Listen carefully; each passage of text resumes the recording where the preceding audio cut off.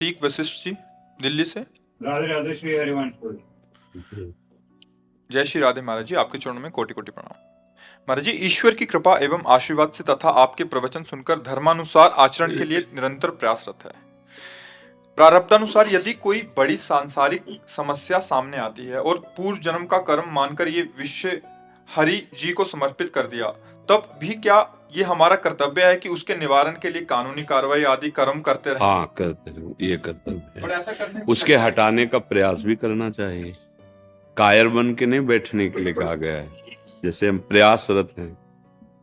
जब कंस को आकाशवाणी हुई कि जिस बहन को आप बड़े प्यार दुलार से रथ में बैठाल कर विदा करने के लिए ले जा रहे हो, इसी के गर्भ से जो 8वीं संतान प्रकट होगी वो तेरे मृत्यु का कारण बनेगी।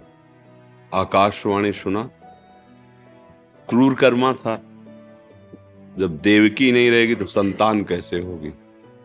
जिसका अभी इतना प्यार दुलार से रथ पे बैठाल कर विदाई करने के लिए ले जा, केश पकड़ ले, तलवार खींची, वसुदेव हाथ जोड़कर बोले आपको ऐसा नहीं करना चाहिए।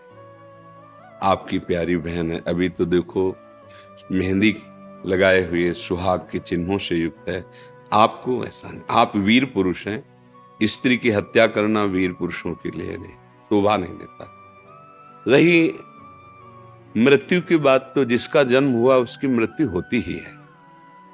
आपको अगर ये डर लगता है कि इनके पुत्र से होगी, तो मैं वचन देता हूं जो पुत्र होगा वो आपके।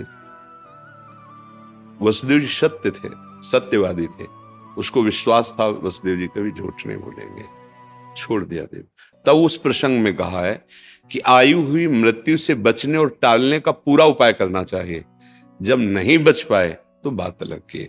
ऐसी हुई आए हुई विपत्ति का, आए हुए संकट का जो हमें ज्ञान है, जितनी हमारी बुद्धि है, जितना हमारे पास बल है, उससे हम निवृत्त होने का पूरा उपाय करेंगे। प्रारब्ध को लेकर नहीं बैठ जाएंगे फिर असफल हो गए, अब विचार से हम उसका समन करेंगे कि प्रयास पूरा किया पर विधान ऐसा ही था, मुझे हारना था, मुझे दुख भोगना था, या अमुक घटना होनी थी, मैंने तो पूरा प्रयास किया। प्रयास के लिए कहीं निषेध नहीं किया गया। पुरुषार्थ करने पर भी यदि हमारी पराजय हो रही है तो फिर दैव बलवान हो गया। दैव माने पूर्व प्रारब्ध बलवान हो गया।